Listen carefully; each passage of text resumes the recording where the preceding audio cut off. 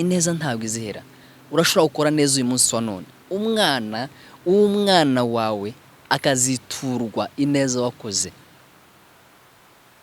Umwana w'umwana akazakwiturirwa ineza wakoze, kandi warabikoze mu bintu wenda bitari danger, mu bintu wabonaga bisanzwe rwose pe, ariko wakoze umuntu ku mutima akavuga ati neza runaka yangiriye, nubwo nzaba ntakiriho, abana banje muzabiture ineza bankoreye. Ushobora kuvuga ati njyewe ndi umunyafurika njana mu gihugu c'amahanga, ndi muri Amerika, ati se ni gute nshobora gukora impact ku muzungu?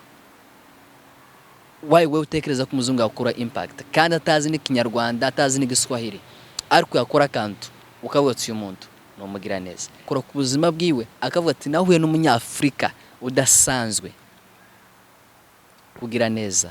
Ndagira ngo Imana ibashe inyemerere cyangwa se Imana ikwemerere ibane nawe, ubashe kumva ano magambo, kubera gukora impact ku buzima bw'umwana w'umuntu ntabwo bisaba kuba ufite ibintu bya mirenge, ntabwo bisaba kuba ufite ibintu byinshi, ahubwo bisaba umutima ubohotse n'umutima ukugira neza ukurimo.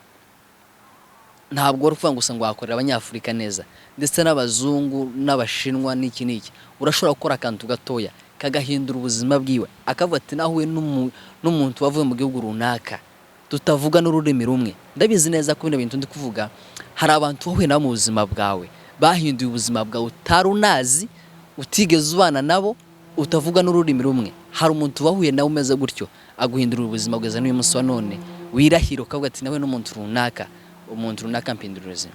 Ndagira ngo ineza y'Imana ibane namwe. Niba mwarasogongeye, mugende musome kino gitabo kirimo amagambo menshi ashobora kudufasha mu buryo umwe cyangwa se ubundi. Niba mwarasogongeye, mureke twegere umwami. Niba twaramenye ko agira neza, mureke tumwegere. Niwe buye rizima ryanzwe n'abubatsi, ariko ku Mana byaratoranijwe. Tubahaye ikaze abadukurikirana buri munsi. Imana yo mu ijuru ibahereze umugisha aho muherereye mwese. Nkuko mubibona muri kumwe na Mutware Bienvenue kuri EMBN TV show. N'ubundi twagarutse kugira ngo dukomeze tuganire kugira neza kw'Imana. Ndashimira abantu bakurikirana ibikorwa byacu dukora bya buri munsi. Imana yo mu ijuru ibahereze umugisha. Uyu munsi turavuga hejuru yo kugira neza. Turavuga hejuru kugira neza. Ushobora kwibaza se kugira neza ni gute, cyangwa se umuntu yagira neza gute, cyangwa se ninde wagirira neza, niki wakora kigaragaza ko wakoze neza. Rero kugira neza kuri mu buryo bwinshi, kuri muri kategori nyinshi zitandukanye. Urashobora kugirira umuntu neza, ineza yawe wamugiriye akazarinda apfa ava no ku isi ataribagirwa ineza wamugiriye. Iyo ni part imwe wenda twavuga. Cyangwa se mu buzima bwawe ukabaho uri umugira neza, ukabaho uri umuntu umvikana n'abandi, ukabaho uri umuntu w'imico myiza, ugira neza muri make. Ariko ntabwo ari ko abantu bose ari abagira neza. Hari abantu bagira izo mpano muri bo, ariko umuntu wese yakagombye kuba umugira neza. Ariko ari abantu uzona kabisa ukabona n'impano yabo. Rero uyu munsi turavuga hejuru yo kugira neza. Rero mbere yuko tuvuga, reka tubanze dusome ijambo ry'Imana riri muri Petero wa mbere ibice 2 umurongo wa 3. Haravuga ngo niba mwarasogongeye mukamenya yuko umwami wacu agira neza, nimumwegere, niwe buye rizima ryanzwe n'abantu, ariko ku Mana yaratoranijwe, riba iryo gukomeza, ribe ry'agaciro. Niba mwarasogongeye mukamenya yuko umwami wacu agira neza, nimumwegere, niwe buye rizima ryanzwe n'abubatsi, ariko ku Mana yaratoranijwe. Rero niba mwarasogongeye mukamenya yuko agira neza, rero turatinda cyane ku neza. Yesu Kristo azana mu isi yaje mu buryo budasanzwe, kuko mubizi nko kwabibwiriza. Ntabwo ari byo ngiye kujamwo muri kano kanya, ahubwo ngenda tinda cyane ku bintu ku kantu kuvuga ineza niyo tugiye kuvuga muri kano kanya. Yakoze ibintu byinshi bitandukanye. Ari abantu benshi yagira neza. Hari abantu yahuye nabo barahumuka, hari abantu yahuye nabo bagira ubuzima. Rero nawe hari umuntu ushobora guhura nawe kubera kugira neza kwawe kurimo niyo umuntu wenda waba unamurusha n'ubushobozi ari akantu wakora agahita abona kabisa uyu muntu ankoreye ikintu kidasanzwe, uyu muntu numugira neza. Hari abantu benshi bumva bahura bakavuga ati uriya muntu ntabwo asanzwe, uriya muntu agira neza, uriya muntu uzamwegere azagufasha, uriya muntu mu buryo mwe cyangwa se ubundi urashaka guhereza n'umuntu akantu gato wenda tuvuge ku rugero nka ride yo kumukura ahantu umujana ahandi, wowe ukabona nyine tuba ari ibintu bisanzwe wakora n'undi muntu wese, ariko kuri we indani muri we hari ikintu gikomeye bumukoreye, wenda kuri bashobora kuvuga turiya muntu ntabwo asanzwe. Ari umuntu ushobora kuvuga ati se naya yanje nagira neza mpereye kuki, nagira neza niki mfite kugira ngo wenda mbashe gukora neza. Rero ukora neza cyane cyane mbwira n'urubyiruko rudukurikirana buri munsi, gukora neza ntabwo bisaba yuko wenda hari ibintu bya mirengo ufite cyangwa se ibintu birenze. Ukora neza muri twa tunduke ufite turashobora guhindura umuntu ubuzima. Urumva twa tunduke ufite turashobora guhindura umuntu ubuzima. Rero ntukavuzwe cyangwa se ntukito tuvuga ngo nta kintu ufite wakora kugira ngo uhindure umuntu ubuzima cyangwa se ukore ku buzima bw'umwana w'umuntu.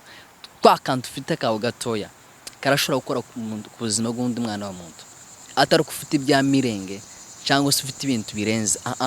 Ka kantu kawe gafite gatoya mu buryo bwo ari bwo bwose urashobora gukora ku mutima w'umuntu bitewe n'uburyo bwinshi butandukanye. Hari umuntu ushobora kugaburira ashonje akaba turi umuntu bitewe n'umutima anyitayeho ari kungaragariza, uyu muntu ntabwo asanzwe kandi mu by'ukuri nta kintu kirenze wakoze, ariko kubera ko wabikoze n'umutima w'ubugira neza muri wowe ugahindura ubuzima bw'umuntu, akazarinda agera akavuga ati nahuye n'umuntu runaka, uwo muntu yanyeretse neza. Niba mwarasogongeye mukamenya yuko umwami wacu agira neza, nimumwegere, niwe buye rizima ryanzwe n'abubatse, ariko ku Mana yaratoranijwe. Ndagira nkubwire ngo waratoranijwe kuba uriho uyu munsi wa none. Ntabwo nemezanye n'umutima waje kuriho ku bwa gisida, hari ico Imana yakuremeye kuba uriho uyu munsi. Hari ahantu Imana yaguteguriye nubwo uri kunyura mu buzima bwo uyu munsi cyangwa se mu buzima bumeze gute, ntabwo ubuzima bwawe ari aho ngaho bukubiye gusa. Hari ico Imana yaguteganyirije mbere yuko uvuka mu nda mama wawe, kuko ahantu benshi baciye barapfa, wewe waraciye ubaho. Hari ahantu baciye abantu bashiriye, ariko waraciye ubaho. Rero muri uko kubaho kwawe shiramwo ineza y'Imana muri wowe. Niba waramenye Kristo ukamenya yuko agira neza, nawe ugira ya neza yawe ntukayihererane, uzagira umuntu wisangiza umuhindurira ubuzima cyangwa se uvuga ati uyu muntu reka mugirire neza, reka mugirire neza. Ineza ntabwo izihera. Urashobora gukora neza uyu munsi wa none, umwana wawe akaziturwa ineza wakoze. Umwana w'umwana wakazi akazakwiturirwa ineza wakoze, kandi warabikoze mu bintu wenda bitari danger, mu bintu wabonaga bisanzwe rwose pe, ariko wakoze umuntu ku mutima akavuga ati neza runaka yangiriye, nubwo nzaba ntakiriho, abana banje muzabiture ineza bankoreye. Rero ineza ni ikintu gikomeye. Ineza irashobora gukora like big impact mu buryo bwo ari bwo bwose, haba muri societe cyangwa se haba muri family, ahantu hose waba uri. Ukoze neza urashobora kwambita imitima y'abantu benshi, urashobora gukora ku mitima y'abantu benshi batandukanye. Ari gishobora kuvuga ati ngewe ndi umunyafrika njana mu gihugu c'amahanga, ndi muri Amerika, ati se gute shobora gukora impact ku muzungu. Wewe utekereza ko umuzungu yakora impact kandi atazi n'ikinyarwanda, atazi n'igiswahili, ariko yakora kantu ukavuga ati uyu muntu n'umugira neza. Rero nawe niko ushobora gukora impact ku muzungu kandi nta n'icongereza uzi, atari ko ufite ibintu byinshi bibarenze, ariko kubera ko ufite umutima uri humbleness, umutima kwicisha bugufi, akanduka ukumva ko bagasangiza n'undi, ukumva ko ari cyo wamukorera, ico gihe wakora ku buzima bwiwe akavuga ati nahuye n'umunyafrika udasanzwe kugira neza. Ndagira ngo Imana ibashe inyemerere cyangwa se Imana ikwemerere ibane nawe ubashe kumva ano magambo, kubera gukora impact ku buzima bw'umwana w'umuntu ntabwo bisaba kuba ufite ibintu bya mirenge, ntabwo bisaba kuba ufite ibintu byinshi, ahubwo bisaba umutima ubohotse n'umutima ukugira neza ukurimo. ntabwo wari kuvuga ngo gusa ngo wakorera abanyafurika neza ndetse n'abazungu n'abashinwa n'iki n'iki, urashobora gukora akantu gatoya kagahindura ubuzima bwiwe, akavuga ati nahuye n'umuntu wavuye mu gihugu runaka tutavuga n'ururimi rumwe. Ndabizi neza ko bino bintu ndi kuvuga hari abantu wahuye nabo mu buzima bwawe bahinduye ubuzima bwawe utari unazi, utigeze ubana nabo, utavuga n'ururimi rumwe. Hari umuntu wahuye nawe umeze gutyo aguhindura ubuzima bwiza n'uyu munsi wa none wirahira ukavuga ati nawe n'umuntu runaka, umuntu runaka mpindura ubuzima. Ndagira ngo ineza y'Imana ibane namwe. Niba mwarasogongeye mugende musome kino gitabo kirimo amagambo menshi ashobora kudufasha mu buryo umwe cyangwa se ubundi. Niba mwarasogongeye mureke twegere umwami. Niba twaramenye ko agira neza mureke tumwegere. Niwe buye rizima ryanzwe n'abubatsi, ariko ku Mana byaratoranijwe. Urashobora kugira ineza muri wowe, ineza igakomeza umuryango wawe, ineza igakomeza future yawe, kubera ko witwaye neza muri no rugendo. Ariko urugendo rurimo ineza byanga byakunda waba successful. Rero bavandimwe babadukurikiranye, iri niryo jambo rya twabateguriye umunsi wa none, twatuvuga hejuru y'ineza. Natwe turi gusenga Imana yo mu ijuru ibashe kubana natwe, yurutse imbaraga zayo zibashe kutwemeza intege nkiya zacu, tubashe kugendera mu neza y'Imana. Umuntu wese duhuye nawe tubona ko dushobora gusangira ibyacu byose dufite, tubashe gusangira ineza y'Imana. Niba twarasogongeye koko tukamenya ko Yesu agira neza, mureke iyo neza ya Yesu Kristo itwandukire, ari ingwara ziza igafata abana bakandukirwa muhana, mureke twandukirwe ineza y'Imana. Ineza y'Imana idukoreho, tugenda ineza y'Imana, atari uko gusa ngo turi abanyafurika cyangwa se n'iki. N'umuzungu iyo neza y'Imana ishobora kumugeraho iguturutsemo ikamugeraho ikamukoraho. Rero bavandimwe abadukurikiranye, Imana yo mu ijuru ibahereze umugisha kandi mukomeze mudukurikirane. Iko Imana izadushoboza tuganira ijambo ry'Imana, kuko ntabwo ari ibintu dukora ngo kugira ngo twishimishe, ahubwo ni ibintu dukora ngo tubashe gufasha imitima y'abantu. Ni ibintu dukora kugira ngo ejo n'ejo bundi hari umuntu rizagira rino jambo rinyotewe ribashe kumuhindurira ubuzima. Ntabwo tubikora gusa ngo twishimishe, ahubwo tubikora gusa tugira ngo tubashe gutanga impinduka.